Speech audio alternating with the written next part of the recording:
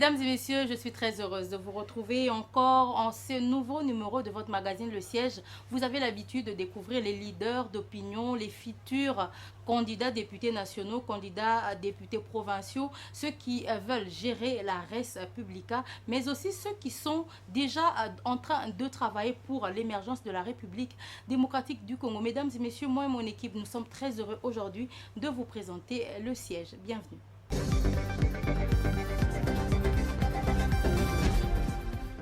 Mesdames et messieurs, j'ai le réel plaisir aujourd'hui de recevoir une nouvelle fois sur notre plateau Monsieur Faustin Tshimanga. Il est communicateur du parti LGD, parti de l'opposition, parti cher au sénateur Matata Ponyo. Avec lui, nous allons revenir sur toute la question sur l'état de siège, mais également sur le grand programme qu'a présenté le futur candidat à la présidentielle Matata Ponyo. Je vous prie de suivre cette émission avec un grand intérêt.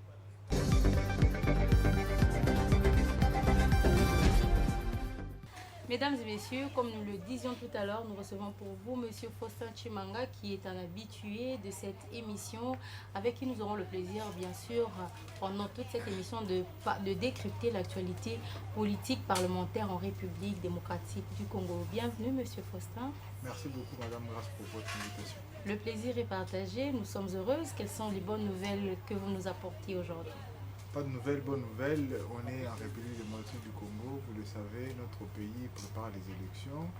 Notre pays se prépare à poursuivre sa consolidation de la démocratie et nous pensons que nous allons aboutir à des élections crédibles, apaisées et transparentes.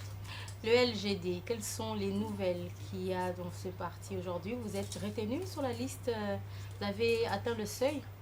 Une année d'existence, le LGD a pu, tout seul, sans rejoindre une coalition politique ou un regroupement politique, on a pu aligner, selon les listes qui ont été publiées par la CENI, 383 députés. Donc on a atteint les seuils. Pendant qu'on avait... Dans toute l'étendue de la République. Effectivement, pendant qu'on avait présenté les listes avec 455, mais on ne sait pas par quel miracle la CENI a dû écarter plus de 30 candidats députés. Donc les processus sont en cours pour qu'on puisse, à travers la juridiction qui est compétente... Donc vous avez introduit des recours. Oui, effectivement, on a introduit des recours pour permettre à ce que nous puissions retrouver nos sièges ou les personnes qui ont briqué sur les sièges qui vont certainement être raflés le 20 décembre 2023. Le LGD va proposer des candidats à tous les échelons, c'est-à-dire nationaux, provinciaux, communaux et présidentiels. En tout cas, le LGD est engagé pour les élections à tous les niveaux. Au niveau de la présidente, ce n'est secret pour personne. Les candidats du LGD, c'est Augustin Matata Ponyo Mapon. Au niveau de la députation, comme je le disais tout à l'heure, on a 383 députés qui sont sur nos listes, très officiellement d'ailleurs. Au niveau des provinciaux, les listes sont en train d'être déposées au mois de clôture. Nous allons encore une fois atteindre les seuils à ce niveau-là. Au niveau de des élections municipales, c'est une nouvelle expérience. Nous allons présenter des candidatures à ce niveau-là aussi pour commencer avec ces élections-là aussi. Ce n'est pas beaucoup d'ambition pour un si jeune parti politique? Non, ce n'est pas beaucoup d'ambition. Le Congo mérite la grandeur, le Congo est grand. C'est comme ça que nous qui voulons renouer avec notre destin de grandeur, nous voulons voir grand parce qu'on est des leaders au LGD. Les leaders ne s'occupent pas des rêves qui sont grands parce qu'il n'y a que la grandeur qui peut permettre à ce que nous puissions obtenir des résultats et qui vont certainement permettre à ce que notre pays puisse arriver au développement. On ne peut pas arrêter de rêver pour le Congo. C'est comme ça que le LGD s'est engagé à pouvoir développer le pays et rêver grand, c'est rêver d'un Congo de grandeur. Les élections, elles auront bel et bien lieu en 2023 selon vous, selon votre regard personnel? La constitution de la République démocratique du Congo prévoit qu'il y ait chaque 5 ans des élections. Donc ça, ce n'est même pas négociable. Donc ceux qui sont chargés d'organiser les élections, c'est la CENI. Et le gouvernement doit mettre les moyens pour que nous puissions avoir des élections en décembre 2023. S'il y a le processus d'enrôlement qui s'est passé, s'il y a des poules de candidature, c'est-à-dire qu'il y aura élection le 20 décembre 2023 selon les calendriers que la CENI nous a proposé et nous, comme partie prenante aux élections, nous avons déposé nos listes. Donc, il y aura élection le 20 décembre. Les élections en République démocratique du Congo, vous, de l'opposition, vous réclamez un peu beaucoup de choses. Mais malgré cela, vous allez quand même aller à ces élections. Vous n'avez pas peur que ce ne soit pas transparent? Vous savez, nous n'avons pas peur de la tricherie que l'Union dite sacrée prépare. Nous savons que l'Union dite sacrée prépare la tricherie, mais nous allons surveiller les élections. C'est comme ça qu'on a compris les manœuvres, parce que la seule façon que l'Union dite sacrée peut gagner, c'est seulement par la tricherie. D'une manière très claire, c'est pas possible. Les résultats sont probants. Comment ça, ce n'est pas possible? Non, mais Madame Garcia, Comment ça, ce vous n'est pas pensez que possible? les Congolais qui regardent le Congo aujourd'hui vont aller mettre les bulletins d'allure avec le nom du président actuel? Je ne pense pas. Quand on va voir l'Est, on va se rappeler que il a réussi. Le seul endroit où il a pu réussir, c'est dans le divertissement. Il a pu... Ce que vous dites est très grave et ça n'engage que vous. Non, mais... Vous ne pouvez pas venir ici et dire que le président de la République, en ces 5 ans, n'a réussi qu'au divertissement. Ah, mais bien sûr, la dernière réussite en date, c'est l'organisation des Jeux de la francophonie, divertissement. Vous comprenez? Non, non, ce n'est pas un divertissement. Mais divertissement parce que tout ce qu'on Parce que retient... c'est aussi, sur le plan diplomatique, une réussite. Bah, sur le plan coopération. Mais on aimerait avoir des retombées diplomatiques qui sont visibles, ils sont où? Donc, vous comprenez qu'on nous a offert les jeux d'artifice, des lumières, ça a permis juste à ce qu'on puisse avoir des belles quand ça n'a photos. jamais été, ça ne s'est jamais passé en République démocratique du Congo, c'est quand même une première, on doit commencer quelque part. Mais vous savez, si c'est pour prendre les belles photos, on est d'accord, il y avait des belles photos, on a publié sur les réseaux sociaux, on est d'accord, il y avait des belles photos. Mais après ça, qu'est-ce qui se passe? L'argent des billets a disparu. Il y a les stades qu'on a repeints, on aimerait voir après une semaine, 2 semaines. Non, non, qu'est-ce qui ça va c'est le arriver? comble de nous les Congolais. Pourquoi vous pensez que tout ce qu'on a gardé, qu'on a eu comme tout ce matériel-là ne va disparaître? Mais pourquoi? Je pense qu'il y a des doutes de la viabilité de ces acquis-là. Parce qu'il n'y avait pas une structure pensée d'une manière à pérenniser ces structures-là. Parce qu'aujourd'hui, on nous dit c'est réussite par là, c'est Ça doit réussite être par le ici. ministère des Sports. Mais effectivement, mais ça ne doit pas se penser après. Quand on décide de pouvoir organiser les Jeux de la francophonie, il faut penser à long terme. Et ce n'est pas l'effort de l'Union du Sacré.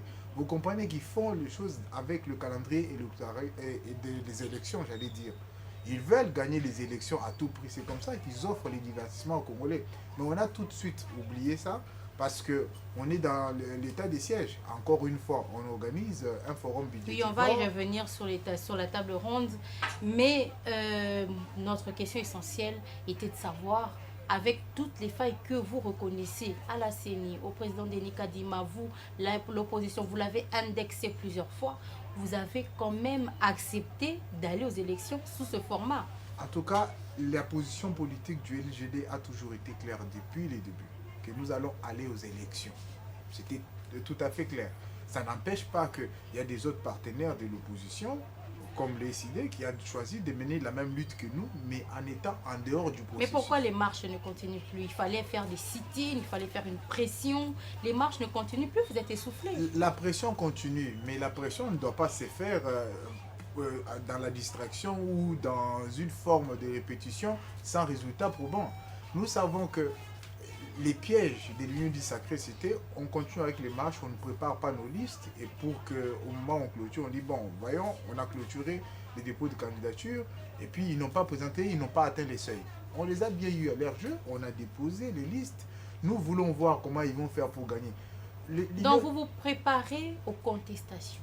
Vous êtes convaincu qu'il y aura tricherie et donc vous vous préparez aux contestations. La seule option pour que l'Union du Sacré puisse gagner des sièges, c'est par tricherie. Parce que aucun Congolais ne va aller voter un député de l'Union du Sacré. Vous ne pouvez pas dire vous ne pouvez pas affirmer ça assis sur cette chaise, qu'aucun Congolais en RDC aujourd'hui ne votera aucun candidat de l'Union Sacrée. Non. Mais lequel va se risser face à nos listes?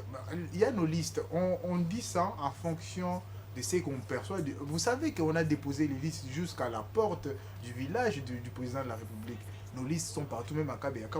C'est pour vous montrer que les Congolais sont très sérieux avec ces élections. Ils savent qu'on les a promis 16 milliards de promesses. Mais aujourd'hui, on ne voit rien. Vous comprenez que les Congolais sont décidés à pouvoir renouveler la classe politique. Ceux qui ont été là pendant ces quinquennats ne vont plus revenir parce qu'ils auront échoué. Vous comprenez qu'on a déposé nos listes et les députés qui vont être élus vont être du LGD. Et moi, je crois. Ne vous étonnez pas si le Vous LGD... êtes convaincu que les députés nationaux à l'Assemblée nationale, 300 seront du LGD, sans alliance. Mais vous savez, Vous n'allez pas faire d'alliance avec un autre regroupement politique, ce sera le LGD qui sera majoritaire. on nous à disait l'Assemblée qu'on n'allait nationale. pas atteindre les seuils. On a atteint les seuils. On nous disait qu'on n'allait pas atteindre les seuils. Avec une année, ils ne vont jamais atteindre les seuils. C'est pas possible. On a atteint les seuils. On va surprendre. Et je pense qu'aujourd'hui, on nous classe comme 5e force politique sur l'échiquier politique. Vous comprenez que on n'a qu'une année, mais les idées que nous avons sont les idées qui sont portées par les personnes expérimentées en politique. Matata Ponyo a été le directeur du BCECO, il a été ministre des Finances, il a été Premier ministre, donc il est expérimenté. Il va donner l'offre politique aux Congolais qui va permettre à ce que le développement puisse Mais arriver. Matata Ponyo, nous allons revenir à lui, est en train de faire des déclarations où il a construit 1000 écoles.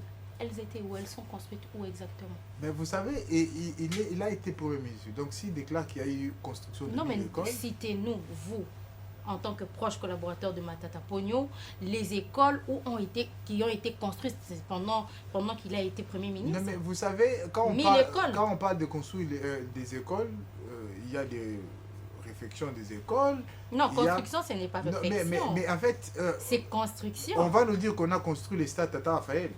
Parce que c'est vendu comme Non, on ça. n'a pas dit qu'on a construit, on a dit qu'on Ben, a réfectionné. on a construit Lorsqu'il Mama dit qu'il a Yemo. construit 1000 écoles, nous sommes en train de compter des constructions. Supposons qu'il a réfectionné, mais il n'a pas réfectionné 1000 écoles. Moi, j'aimerais donner aux téléspectateurs qui nous suivent l'adresse internet où ils peuvent aller chercher ces Exactement. réalisations-là.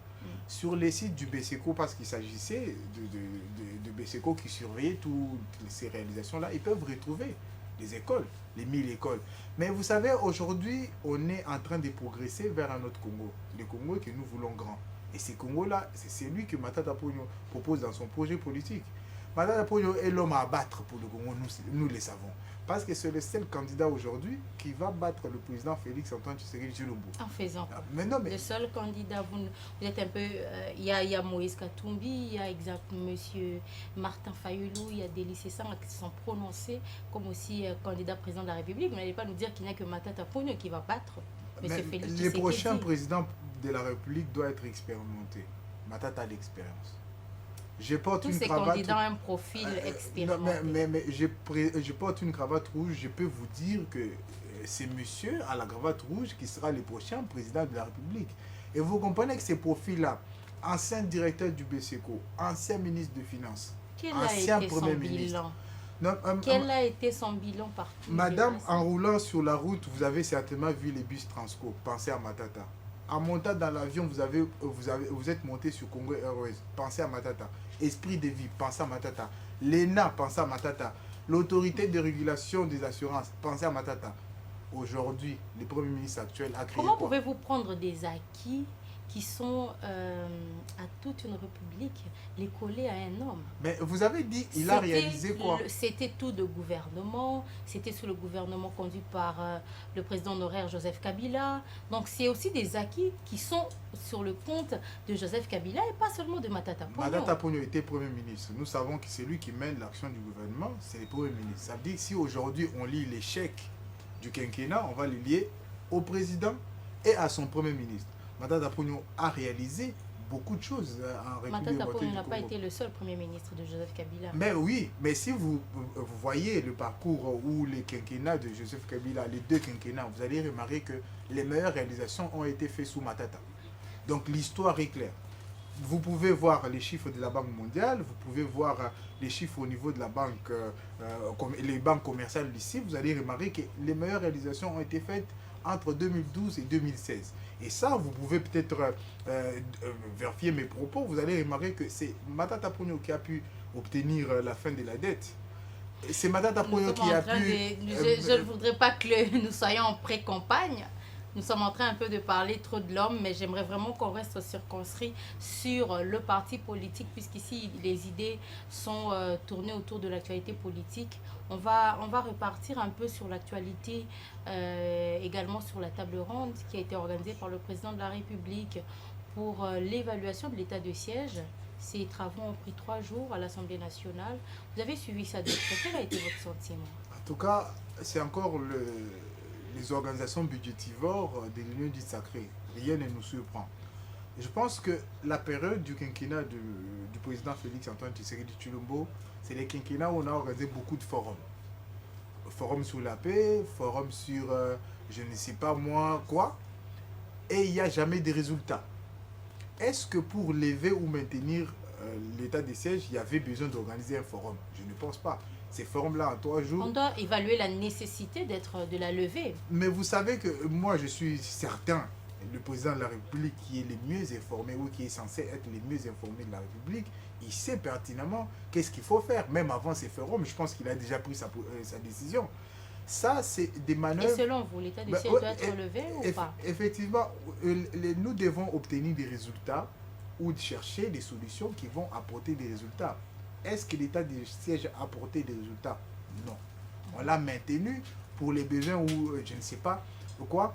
Et je ne veux pas entrer dans la polémique qui se trouve entre le ministre de la Communication et l'ancien président de la CENI. Vous comprenez là qu'il y a à boire et à manger dans cette histoire-là. Nous voudrions que le président actuel puisse accepter qu'il a perdu la bataille contre le M23 et laisser au prochain président de la République la charge de pouvoir... Comment est-ce que vous pouvez dire qu'une institution comme le président de la République accepte qu'il a qu'est-ce que vous venez de dire, qu'il a perdu la bataille contre le M23? Mais c'est clair, ça se voit. C'est une trahison. Mais ça se voit. Il pourrait accepter. Il l'a dit à tous les Congolais qu'il a perdu dans la réforme de la justice. Il l'a dit. Oui. Il pourrait et aussi... c'était son plus grand regret. Et son plus grand regret. Et il pourrait aussi dire la même chose. Et on va le pardonner le fait qu'il ait dit que je vais installer l'état-major à Goma. Il n'a jamais fait. Et pour ça, il ne s'est jamais excusé devant le Congolais. Vous comprenez? On est habitué aux promesses non tenues du président de la République. Et ces promesses-là, il doit être sincère avec les Congolais et dire « j'ai échoué. Maintenant, je vais donner la charge de la République à celui qui est capable de pouvoir gérer les pays d'une manière efficace. » Donc, le quinquennat du président de la République est un échec simplement à cause de la guerre du M23 et non à cause des autres réussites. Les réussites, lesquelles? Vous allez chercher, je pense que vous n'allez pas me trouver deux, à part l'organisation du divertissement de la francophonie. Vous comprenez que c'est difficile de trouver les réalisations qui ont abouti. Et aujourd'hui, si j'interroge le Congolais pour lui demander quel immeuble le président de la République a construit à 5 niveaux, personne ne pourra répondre. Mais je me rappelle qu'il y a l'hôtel du gouvernement construit sous Matata. Vous remarquez là où il y a la différence entre le leadership. Aujourd'hui, 5 ans, je sais que je ne vais pas me permettre de vous poser une question, il n'y a aucun immeuble qui a été, je prends juste ces petits exemplaires, aucun immeuble qui a été construit des 5 niveaux, lequel fini, terminé, il n'y a pas. Vous comprenez, si on doit déjà voir, il n'y a pas de construction, même si on dit qu'il y a béton par-ci, béton par-là, c'est comme ça on s'est dit, il faut interroger, j'ai cru entendre le ministre de la Communication parler qu'il était sur du béton. Maintenant, ils sont sur la fondation, ils finiront par mettre les murs. Mais il faut faire attention, dans la construction, il faut faire attention à la qualité du ciment. S'il y a le ciment qui compose le béton qui n'est pas de bonne qualité, les murs vont s'écrouler. Le LG de votre parti a donné sa position par rapport à l'état de siège officiellement? Nous savons officiellement, le LGD encourage les efforts allant dans le sens de soutenir les FRDC. Nous avons été sur cette position, nous avons été clairs. Et je me rappelle à l'époque, le président national Augustin Matata Mapon avait appelé à soutenir les FRDC et son commandant suprême. Donc il est d'autre que le président de la République. C'est lui le commandant suprême. Et à cette époque-là, on avait même marché, on avait organisé une marche pour soutenir les FRDC. Donc la position reste, il faut soutenir les FRDC. C'est pour ça que dans notre programme de mais justement, l'état des sièges a été instauré pour soutenir les FRDC. Mais entre autres, soutenir les FRDC. Mais cet état des sièges-là n'a pas produit des résultats qu'on voulait. Et je pense que les députés à l'époque, pour ne pas le citer, d'Élysée Sanga, voulaient déjà à cette époque-là qu'on lève parce que ça n'apportait pas de fruits. Aujourd'hui, on lui donne raison, même si on ne va jamais le dire tout haut. Vous comprenez? Et quelle serait, selon vous, la bonne méthode pour que cette guerre puisse prendre fin à l'est du pays? La bonne méthode, je vais la tirer dans le programme du candidat Matata Ponyo. Face à la guerre, à l'agression et à l'insécurité à l'Est, il faut passer par deux solutions. Il y a la solution militaire et la solution économique. Augmenter l'effectif à ces niveaux-là, augmenter les budgets nationaux à 15%. On prévoit augmenter le budget national à 15%. Aujourd'hui, le budget national est consacré à l'armée et à la sécurité à 6%. Faire en sorte qu'il y ait une réponse économique. Matata Pon nous propose la construction des 1000 km de routes à dessert agricole. Vous comprenez que cette solution va permettre à ce qu'on crée les parcs agro-industriels à ces niveaux-là de l'Est.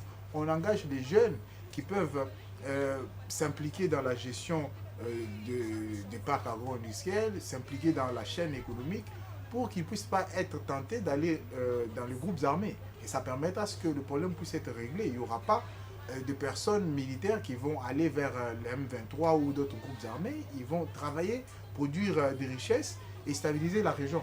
Donc il y a la réponse économique et la réponse militaire qu'il faut réserver à la question de l'insécurité à l'Est. Les candidats députés nationaux et provinciaux de LGD, vous êtes sûr quel est leur profil?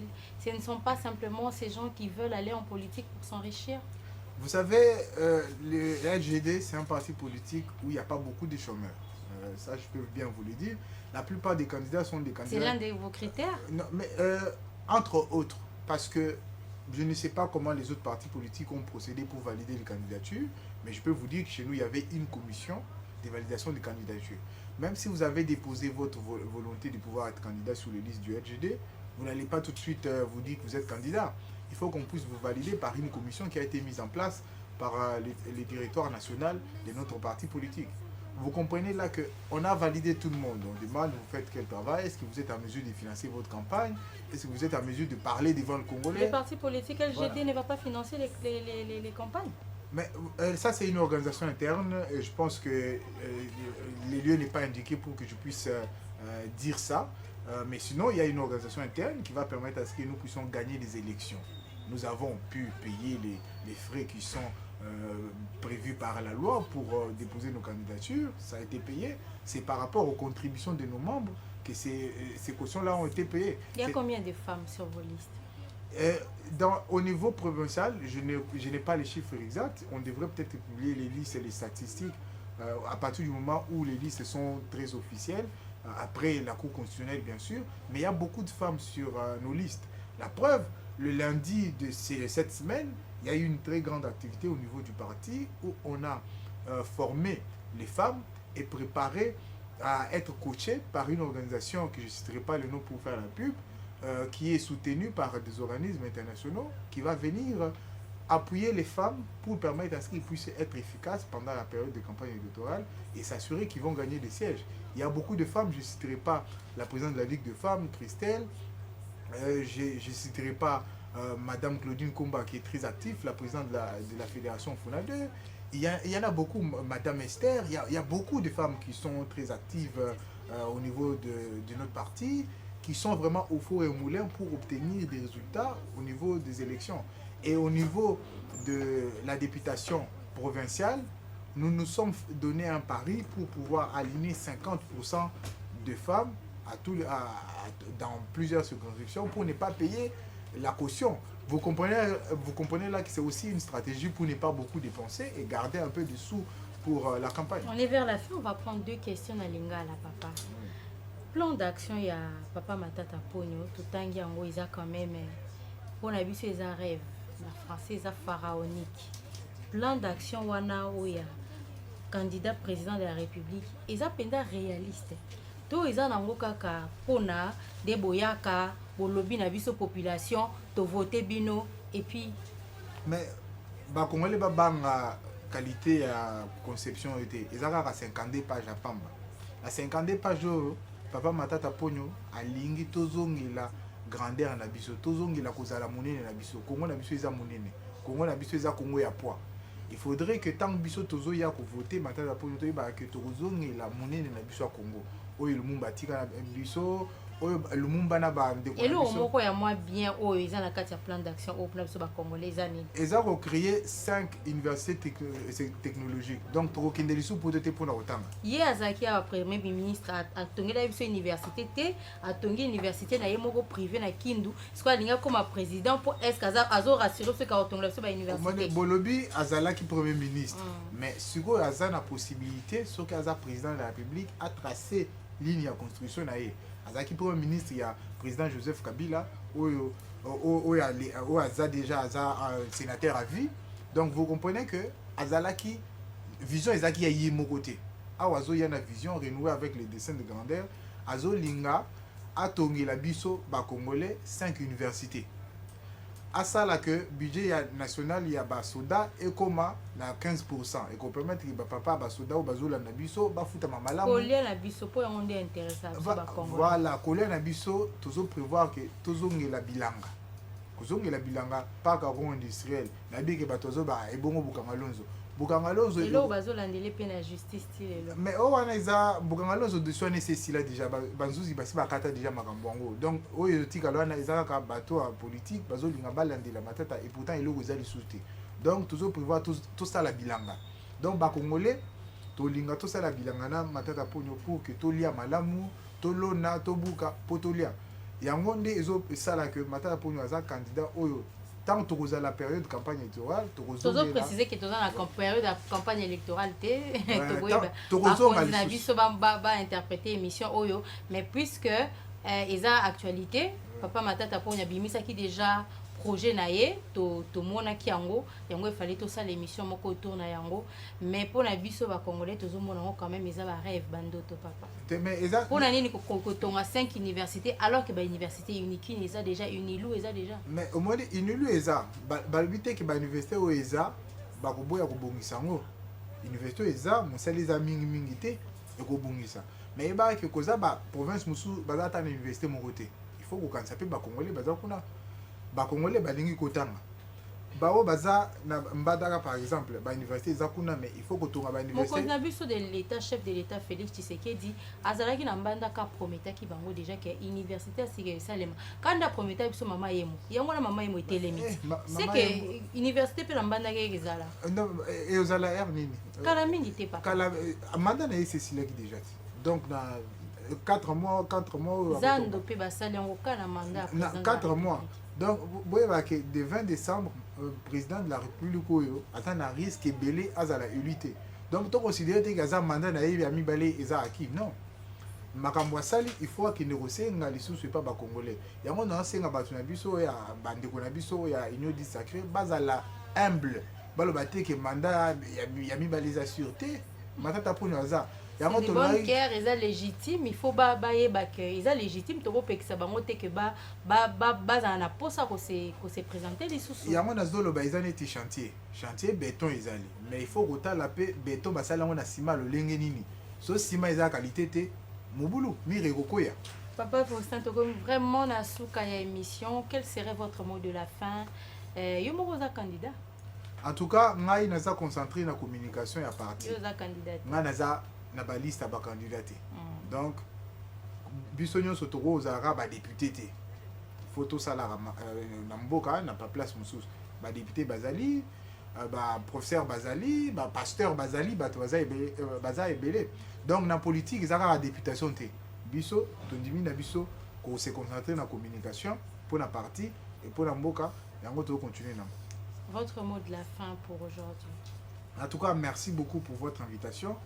J'espère qu'on va revenir pour parler de ces grands projets. Au moment où les élections, la campagne sera ouverte. Mais je demanderai aux Congolais d'aller télécharger et lire sur lgd.cd. Ils peuvent lgd.cd. lgd.cd, ils peuvent lire parce que c'est un document, au-delà d'être un programme, c'est aussi une œuvre scientifique. Ils devront lire et comprendre effectivement qu'il faut voter les idées, pas les personnes. Il faut voter les idées. Donc les Congolais, au moment du vote, ils vont voter Matata, pas par rapport à la façon qu'il porte sa cravate rouge, mais avec ses idées, pour ses idées. C'est comme ça que nous demandons aux Congolais de rester forts dans la volonté de pouvoir construire un pays qui mérite de bien vivre. Le Congo est grand, c'est comme ça que nous voulons renouer avec le destin de la grandeur du Congo. Monsieur Faustin Tshimanga, merci d'être passé sur notre plateau aujourd'hui. Merci beaucoup pour votre invitation.